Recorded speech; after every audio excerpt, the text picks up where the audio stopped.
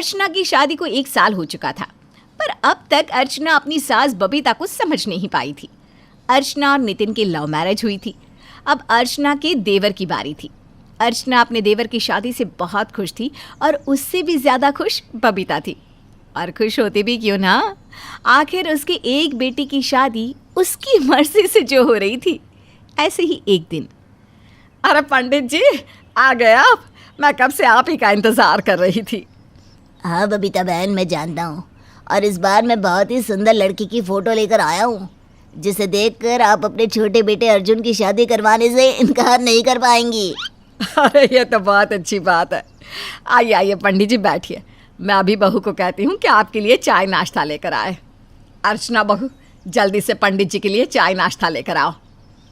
हाँ माँ जी, मैं अभी शांति से कह देती हूँ, वो पंडित जी के लिए चाय बनाकर ले आएगी।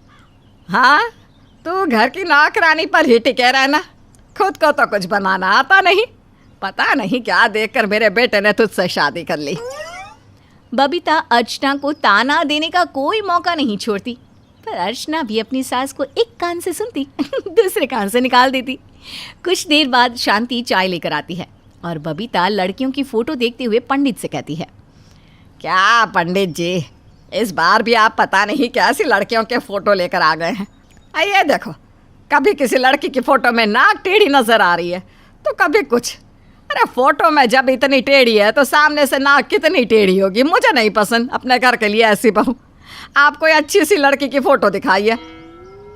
ये देखिए बबीता बहन, ये कैसी लगी? ये बहुत संस्कारी भी है और घर के सारे काम काज भी अच्छे से जानती है। अरे काम काज आने से क्या फ़र्क पड़ता है पंडित जी, आजकल तो घर में नौकरानी भी काम कर लेती है। अब हमारी बड़ी बहू को ही देख लो। खैर ये लड़की बहुत काली है, मुझे यह भी नहीं पसंद। इस तरह से बबीता एक के बाद एक लड़कियों को नापसंद कर देती है।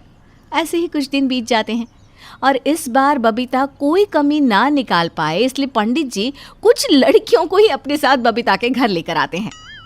अरे अरे पंडित जी, ये सारी लड़कियां कौन हैं और आप इन्हें मेरे घर में क्यों लेकर आ गए? बबीता बहन जी, सारी लड़कियां आपके घर की होने वाली बहुएं हैं। आपको फ़ोटो में तो कोई लड़की पसंद नहीं आती, तो मैंने सोचा क्यों ना मैं डायरेक्टली आपको लड़कियों से ही मिलवा दूँ। अब पसंद कर लीजिए अपनी बहू को। ठीक है पंडित जी, अगर आप इतना ही कह रहे हैं तो मैं पसंद कर लेती हूँ अपनी बहू को, कि आखिर मेरी इस घर की होने वाली बहू कौन बनेगी। इतना बोलकर बबीता एक एक करके सभी लड़कियों से मिलती है और बातें भी करती है, पर बबीता को तो अब भी कोई लड़की पसंद नहीं आती और सभी में वो कोई ना कोई कमी बताकर उसे रिजेक्ट कर देती है। पंडित जी, लड़कियां तो सारी ठीक ठाक है, पर इनमें से कोई भी मेरी बहू नहीं बन सकती। देखिए, ये वाली लड़की कुछ ज़्यादा ही नाटी है और वो लड़की तो मेरे बेटे अर्जुन से भी ज़्यादा लंबी है, और इस लड़की की हंसी मुझे पसंद नहीं आई। और ये लड़की तो पता नहीं कितनी दुखी नजर आ रही है। मुझसे बात करते हुए ना ये एक बार भी मुस्कुराई और ना ही इसने मुझसे नज़र मिलाई। माँ जी, सारी ही लड़कियाँ बहुत अच्छी हैं, इनमें से किसी में कोई कमी नहीं है, फिर आप इनमें बेकार की कमियां निकाल कर इन्हें क्यों रिजेक्ट कर रही हैं? अर्चना बहू, इस बार मुझे तेरे जैसी बहू नहीं चाहिए। मुझे ऐसी बहू चाहिए जो घर को संभाल सके, समझी? और इनमें से कोई भी इस घर को संभालने लायक नहीं है। तुम सारी लड़कियां जा सकती हो यहाँ से। बबीता की इस हरकत से अर्चना को बहुत गुस्सा आता है और वो अपने कमरे में जाकर टीवी सीरियल देखने लगती है और टीवी सीरियल की गंदी सासों को देखकर वो बबीता को उनसे कंपेयर करने लगती है। मेरी सास भी इस टीवी सीरियल की सास की तरह ही है, बिल्कुल खड़ूस। मुझे तो आज तक इनका कोई भी नाटक समझ में नहीं आया। आखिर वो चाहते क्या है? बिना किसी कमी के होने वाली सारी बहू को घर से निकाल रही है। अर्चना ये सब कुछ सोच ही रही होती है कि तभी बबीता का भतीजा अपनी बीवी के साथ घर में आता है। अपने घर में नई बहू देखकर अर्चना को बहुत अच्छा लगता है और वो घर आई बहू से बातें करने लगती है। मैं इस घर की इकलौती बहू हूँ। फिलहाल के लिए वैसे देवर जी के लिए रिश्ता देख रहे हैं, पर माँ जी को अपने घर के लिए कोई बहू पसंद ही नहीं आती। कोई ना कोई कमी बताकर उन सभी को रिजेक्ट कर ही देती है। अच्छा, फिर चाची जी ने तुम्हें क्यों नहीं निकाला? अब तक तुम कैसी इस घर में हो? माँ जी मुझे निकाल नहीं सकती, मेरी और नितिन की लव मैरिज है। अच्छा, तो ये बात है। हाँ, वैसे भाभी, आपको यहाँ देखकर ना मुझे बहुत अच्छा लग रहा है। कुछ ही दिनों के लिए पर मेरे घर में एक बहू तो आई, वरना मैं यहाँ अकेले बोर हो जाती हूँ। दोनों बहुओं में काफ़ी बन रही थी। अब दोनों बहू हर समय एक साथ रहती। दोनों बहुओं को एक साथ देखकर अब बबीता को जलन होने लगती है। बबीता उन दोनों को अलग करने के लिए घर आई नई बहू से कहती है, बहू, तुझे मेरे घर आए काफ़ी दिन हो गए हैं। तुझे नहीं लगता कि अब तुझे अपने ससुराल चले जाना चाहिए? आखिर तो कब तक मेरे घर में रहेगी? हाँ चाची जी, मैंने बात की थी आपके भतीजे से। उन्होंने कहा कि हम 1-2 दिन में यहाँ से चले जाएंगे। क्या 1-2 दिन में? अरे पर आज शाम की तो हमारी फ्लाइट है। हम सब तो आउट ऑफ सिटी जा रहे हैं। अब बहू तो एक काम कर, तू अपने पति के साथ अभी ही निकल जा। अगर मुझे पता होता तो मैं ही टिकट ना बनवाती, या फिर तुम्हारी भी टिकट बनवा लेती, है कि नहीं है? अपनी चाची सास की ऐसी बातें सुनकर उसे थोड़ा अजीब लगता है, पर वो कुछ नहीं कहती और अपने पति के साथ उसी वक्त घर से चली जाती है। अपने भतीजे और बहू को जाता देख बबीता को बहुत अच्छा लगता है और वो अपनी बहू को सुनाते हुए कहती है, पता नहीं क्या देखकर मेरी देवरानी ने इस लड़की को अपने घर की बहू बना दी। इससे अच्छी तो मेरा घर की नौकरानी है, जो घर के सारे काम भी करती है और शक्ल सूरत से भी इससे लाख गुना अच्छी है। ऐसी लड़की को घर की बहू बनाने से तो अच्छा है कि घर की नौकरानी को ही बहू बना लिया जाए। इतना बोलकर बबीता वहाँ से चली जाती है। अर्चना को अपनी सास की ये बात बहुत बुरी लगती है। अब ऐसे ही कुछ दिन बीत जाते हैं और एक दिन अर्चना अपने घर की नौकरानी शांति से कहती है, शांति, क्या तुम्हारी सास भी ऐसी है? मुझे तो समझ में नहीं आता माँ जी का। आखिर कोई ऐसा कैसे हो सकता है? मैं जब से यहाँ आई हूँ मैंने देखा है घर पर कितनी ही अच्छी बहू क्यों ना आ जाए, पर माँ जी एक एक करके सारी बहुओं को घर से निकाल देती है। छोटी मालकिन, मैं यहाँ पिछले 5 साल से काम कर रही हूँ। आप बड़ी मालकिन को अब तक नहीं समझ पाई, पर मैं समझ गई हूँ कि वो ऐसा क्यों कर रही है। अच्छा, तो फिर बताना माँ जी ऐसा क्यों कर रही है? क्योंकि बड़ी मालकिन चाहती है कि घर के सारे काम आप करें और घर में सभी नौकरों की छुट्टी हो जाए। पर आपको तो घर का कोई काम आता नहीं, इसलिए बड़ी मालकिन ने घर में इतने सारे नौकर रखे हैं। शांति से बात करने के बाद अर्चना अपनी सास को समझ जाती है कि आखिर उसकी सास क्या चाहती है, जिसके बाद अर्चना घर की काम करना धीरे धीरे सीखने लगती है ताकि उसे अपनी सास के ताने ना सुनने पड़े। सुमित की माँ आशा जी हमेशा से ही नौकरी करती थी। वो एक स्कूल में प्रिंसिपल थी और इसीलिए वो चाहती थी कि उनकी बहू भी पढ़ी लिखी और नौकरी पेशा हो, क्योंकि आशा जी खुद नौकरी करने की वजह से इस बात को मानती थी कि औरतों को नौकरी करनी चाहिए और अपनी ज़िंदगी में आगे बढ़ना चाहिए। और इसलिए जब सुमित की शादी की बात आई तो उन्होंने अपने बेटे सुमित की शादी अनु के साथ करवाई। अनु एक कॉलेज में लेक्चरर थी। सुमित की नौकरी भी काफ़ी अच्छी थी और इस तरह से अगर देखा जाए तो सुमित, आशा जी और अनु तीनों की बहुत अच्छी सैलरी थी और इस वजह से उनका रहन सहन भी काफ़ी स्टैंडर्ड वाला था। सुमित बेटा, मेरी गाड़ी आ गई है, मैं कॉलेज के लिए निकल रही हूँ। माँ, आपने अपना लंच तो ले लिया है ना? हाँ बेटा, हमारी कुक ने पहले ही तैयार करके रख दिया था। You don't worry about that. Mummy ji, ये क्या, आज लंच में आपने सिर्फ सैलेड बनवाया है, लेकिन मुझे तो पनीर खाने का मन था। अनु, इतनी पढ़ी लिखी और जॉब करने वाली लड़की होने के बावजूद इतना ऑयली और कैलोरी वाला खाना खाने की बात कैसे कर सकती हो तुम? मम्मी, मुझे पनीर पसंद है और इससे जॉब का क्या लेना देना? तुम्हें थोड़ा अपनी हेल्थ का ध्यान रखना चाहिए। मुझे देखो, इस उम्र में भी अपनी फिटनेस का कितना ख्याल रखती हूँ मैं। तो क्या आज खाने में सिर्फ सैलेड बना है? सुमित बेटा, मैंने तो अपने हिसाब से लंच बनवा लिया था। अब तुम लोगों को कुछ और खाना है तो कल से कुक को इंस्ट्रक्शंस दे देना, ठीक है? मैं निकलती हूँ, मुझे देर हो रही है। आशा जी के जाने के बाद मम्मी जी भी ना हद करती है, बस अपने हिसाब से सब कुछ बनवा लिया, दूसरों की तो कोई फिक्र ही नहीं है।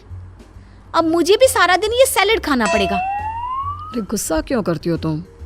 जानती हो ना मम्मी को फिट रहने का और अपनी सेहत का ध्यान रखने का कितना ज़्यादा शौक है। शाम के वक्त आज तो ऑफिस में बहुत काम था, बहुत थकान हो रही है। लगता है शाम के खाने के लिए भी कुक लगवानी पड़ेगी। ये क्या है बहू, घर की हालत तो देखो, पूरा घर बिखरा हुआ पड़ा है।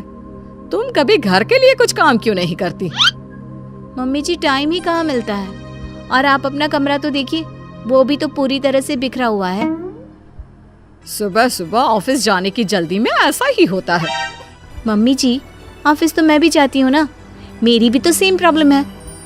लेकिन तुम इस घर की बहू हो, तुम्हारी जिम्मेदारी बनती है घर को ठीक से रखने की। मम्मी जी जिम्मेदारी तो मैं तब पूरी करती ना जब मैं घर में रहती। अब अगर आप ऑफिस जाती हैं तो मैं भी ऑफिस जाती हूँ, बराबर से पैसे कमाती हूँ। ये घर के काम करने के लिए वक्त निकालना मेरे लिए मुश्किल है। तो इस घर को कौन संभालेगा? मम्मी जी आप तो दोपहर में ही वापस आ जाती हैं, कभी कभार आप भी घर को थोड़ा ठीक कर लिया करें। मैंने जिंदगी भर नौकरी इसलिए नहीं की कि बहू के घर में आने के बाद भी मुझे काम करना पड़े, समझ में आया? मम्मी जी दिन भर ऑफिस में काम करने के बाद मैं वैसे ही बहुत थक जाती हूँ। प्लीज इन सब बातों के लिए मेरे पास वक्त नहीं है। मैं सुमित को कह देती हूँ, वो शाम के खाने के लिए भी किसी को लगवा देगा। मुझसे खाना नहीं बनता अब। अरे लेकिन दोनों वक्त कुक के हाथ का खाना सेहत के लिए ठीक नहीं है। वो सब मैं नहीं जानती मम्मी जी, इसका कुछ नहीं किया जा सकता। कुछ दिनों के बाद संडे के दिन।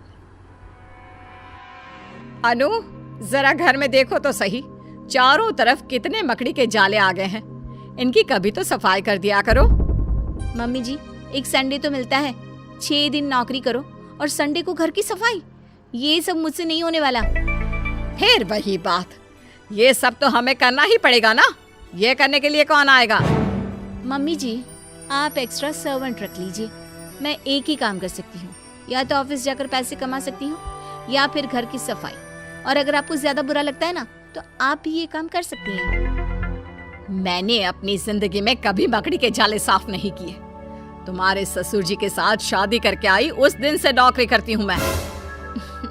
तो मम्मी जी एक बात बताइए, सुमित की शादी होने से पहले ये सब काम कौन करता था? सर्वेंट करती थी, और कौन करेगा?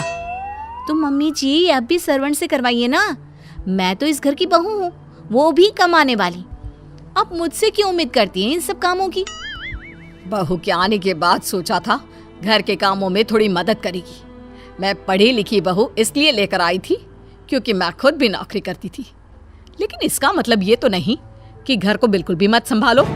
अगले दिन सुमित का दोस्त उसके घर आता है। क्या बात है यार, सुमित तेरा घर तो बहुत सुंदर है। घर का फर्नीचर सारी चीजें काफी महंगी दिख रही है। हाँ यार, वो क्या है ना, माँ और मेरी वाइफ अनु दोनों को ही शॉपिंग का बहुत शौक है।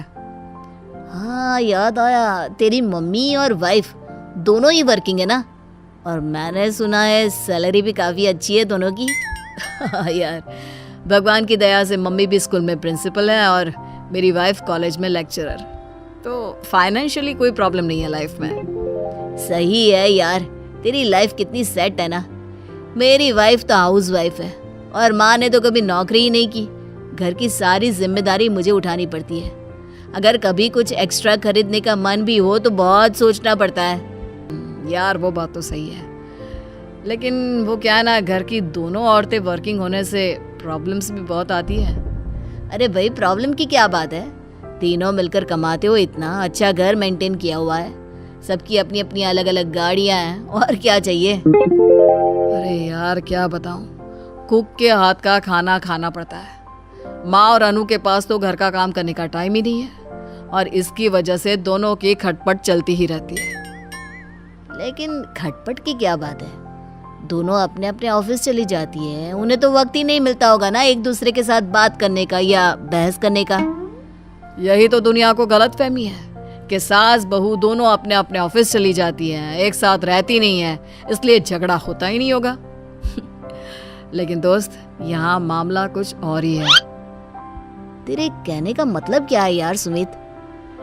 अरे भाई, ऑफिस के काम के चक्कर में दोनों को ही घर संभालने का वक्त नहीं मिलता, बस इसलिए एक दूसरे को ब्लेम करती रहती हैं। मम्मी कहती है घर संभालना अनु की जिम्मेदारी है और अनु कहती है कि वो पैसे कमाती है तो वो घर नहीं संभालेगी।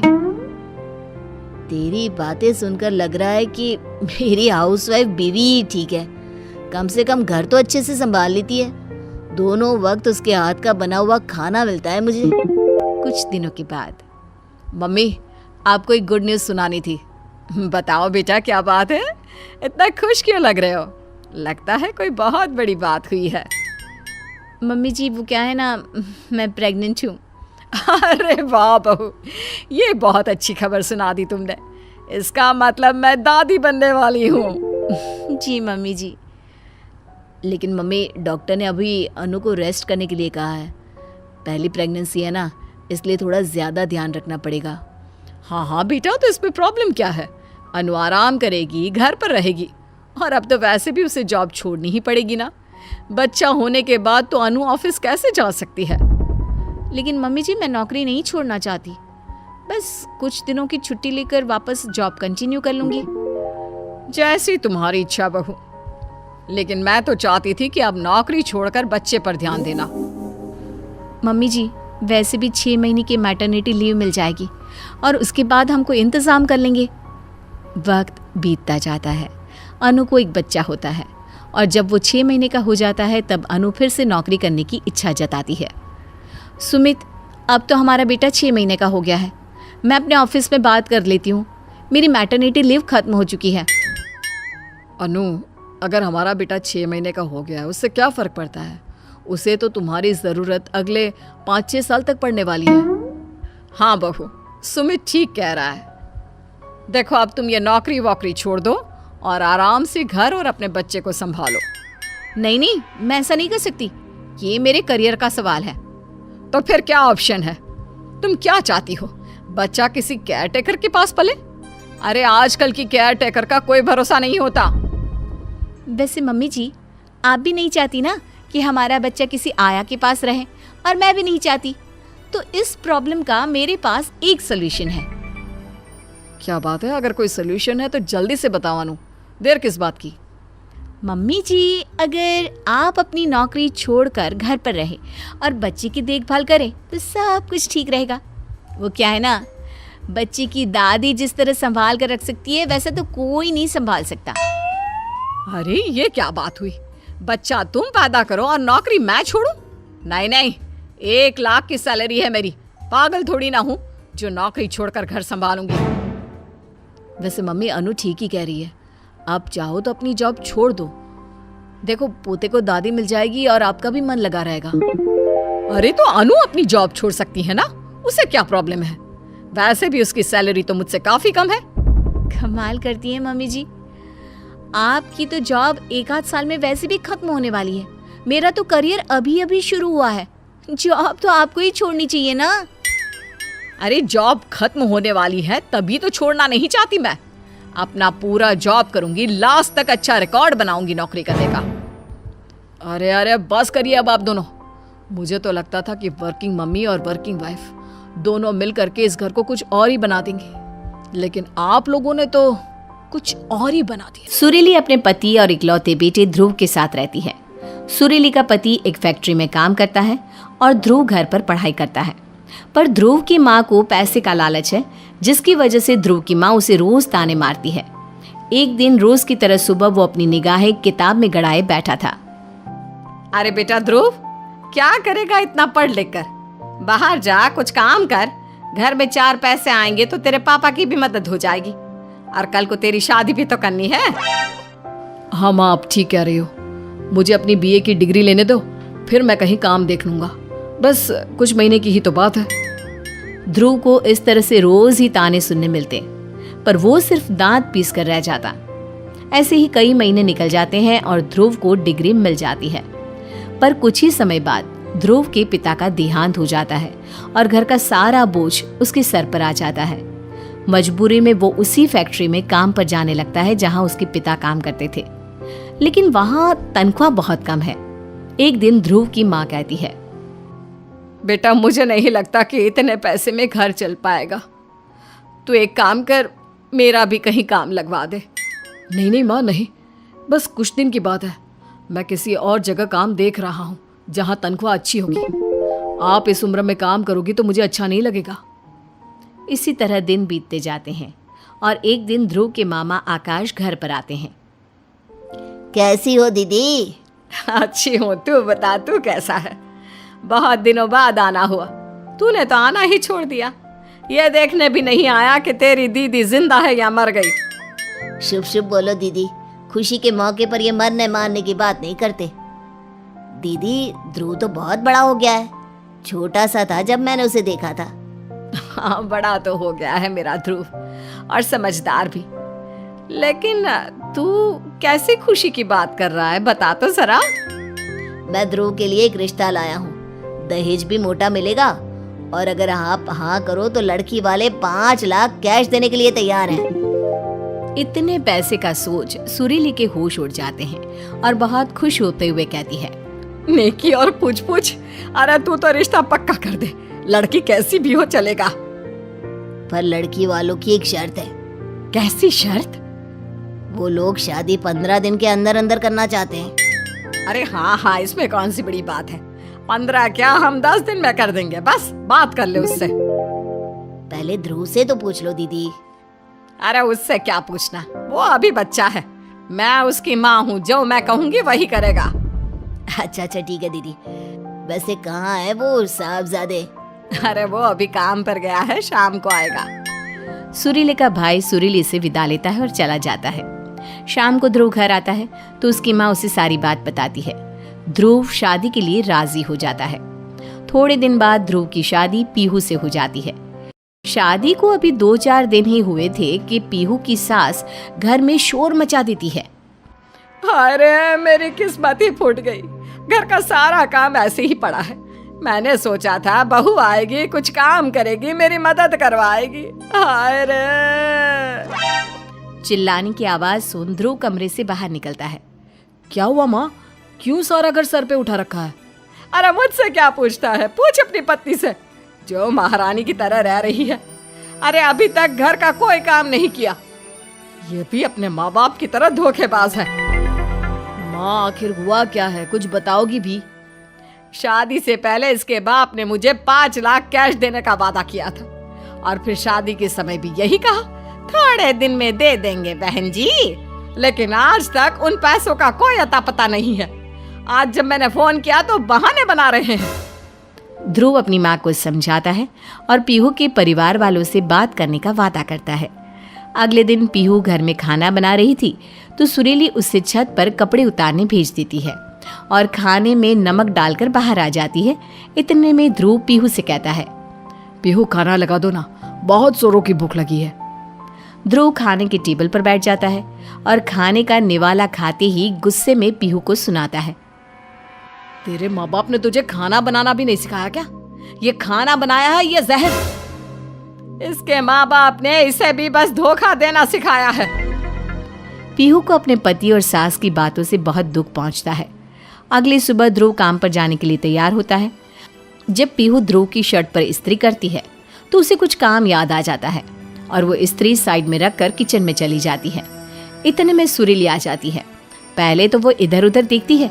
जब उसे इस बात की तसल्ली हो जाती है कि उसे कोई नहीं देख रहा तो वो ध्रुव की शर्ट पर गर्म इस्त्री रखकर छोड़ देती है। अरे ओ महारानी, कहाँ मर गई जाकर? मेरे बेटे की शर्ट जला दी। क्या तुझे इस्त्री करना भी नहीं आता?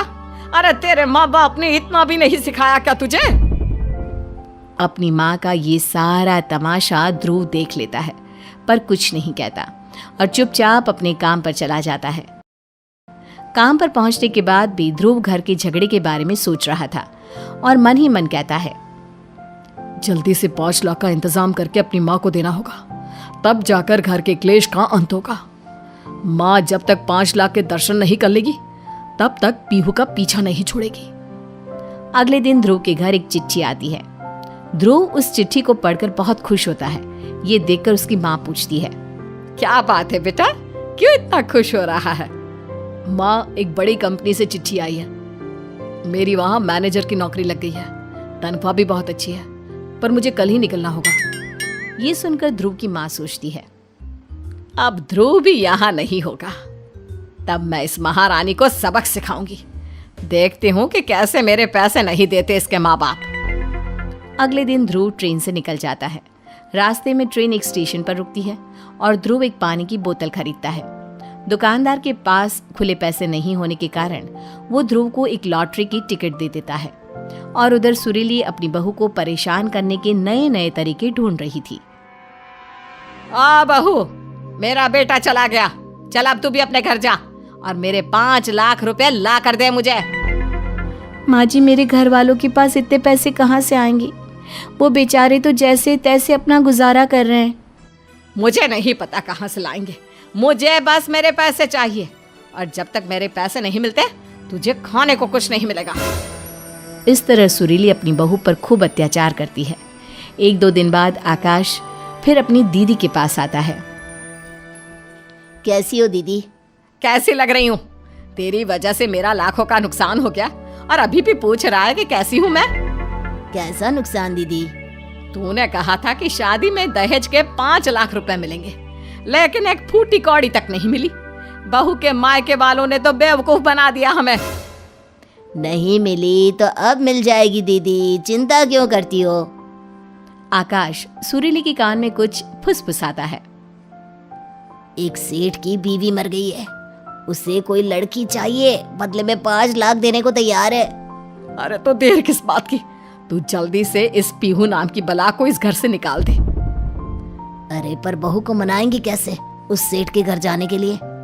अरे वो सब मुझ पर छोड़ दे, मुझे पता है क्या करना है। सुरीली अपनी बहू को बुलाती है और बड़ी चिकनी चुपड़ी बातें करती है। बहू देख, सिर्फ ध्रुव की कमाई से घर नहीं चलेगा, हम सबको भी काम करना होगा। महंगाई भी तो बहुत हो रही है। अब देखे सेठ के यहाँ काम मिला है और पैसे भी अच्छे दे रहा है। अगर मेरी कमर में दर्द ना होता तो मैं ही कर लेती। अगर तू हाँ कहे तो तेरे लिए बात कर लूं। जी माँ जी, इस घर के लिए मैं कुछ भी करने को तैयार हूँ। वैसे भी आप लोगों के सिवा यहाँ मेरा है ही कौन। अगले दिन सुरीली उसे सेठ के हवाले कर देती है और 5 लाख रुपए ले आती है। लेकिन पीहू इस बात से बेखबर होती है कि उसकी सास ने उसे बेच दिया है। कुछ दिन बाद ध्रुव घर लौटा तो उसे पता चला कि पीहू सेठ के यहाँ बेच दी गई है। वो बहुत ही गुस्सा होता है और सेठ को उसके पैसे देकर पीहू को वापस ले आता है। मुझे माफ कर दो पीहू, मैं तुम्हारी रक्षा नहीं कर पाया। मेरी माँ के लालच ने यह भी नहीं सोचा कि वो अपने ही घर की इज्जत का सौदा कर रही है। चलो घर चले। आप माफी क्यों मांग रहे हो? इसमें आपकी क्या गलती? आपकी माँ मुझे यहाँ धोखे से लाई थी। मैं तो उनकी मदद करना चाहती थी कि घर की जिम्मेदारियों का बोझ सिर्फ आप पर ना पड़े, बस इसलिए काम के लिए यहाँ की थी। मुझे क्या पता था कि मेरी सास मुझे बेच देगी। मैं उस घर में अब कभी नहीं जाऊंगी। मैं भी तुम्हें उस घर में नहीं रखना चाहता। बस माँ को सबक सिखाने के लिए एक बार मेरे साथ चलो। वो दोनों घर पहुंचे तो सुरीली पीहू को देखते ही चक्कर में पड़ जाती है। ये यहाँ कैसे आ गई? मैं लाया हूं इसे। आपने रुपये के लिए अपनी घर की इज्जत को बेच दिया माँ। आप पैसों के लिए इतना गिर सकती है, मैंने कभी नहीं सोचा था। अब बेटा सुन, देख मैंने ना कुछ नहीं किया। ध्रुव गुस्से में एक नोटों से भरा बैग अपनी माँ के आगे फेंक देता है। उसकी माँ इतने सारे पैसे देखकर हैरान होकर पूछती है, इतने पैसे तेरे पास कहां से आए? आपको इससे कोई मतलब नहीं कि ये पैसे कहां से आए। अब आपके पास बस पैसे होंगे, बेटा और बहू नहीं। मुझे एक पल भी आपके साथ नहीं रहना। नहीं बेटा, ये क्या कह रहा है? तेरे सिवा मेरा है ही कौन इस दुनिया में? मैं किसके सहारे रहूंगी?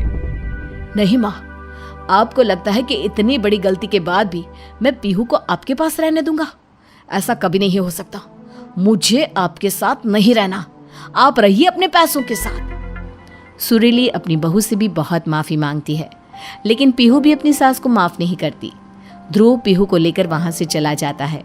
रास्ते में पीहू ध्रुव से पूछती है, सुनिए जी, आपकी नौकरी तो नई नई लगी है, फिर आपके पास इतने पैसे कहाँ से आए? आपने सेठ को 5 लाख रुपए दिए और माँ को भी इतने सारे पैसे देकर आ रहे हो। कुछ दिन पहले ही मैंने लॉटरी की टिकट खरीदी थी पीहू। उसी टिकट से मैं इतने सारे रुपए जीता हूँ, लेकिन वो सारे रुपए मैंने माँ को दे दिए। अब ध्रुव और पीहू अपनी जिंदगी की नई शुरुआत के लिए निकल चुके हैं, लेकिन सुरीली नोटों से भरे बैग के सामने अकेले बैठकर रो रही है।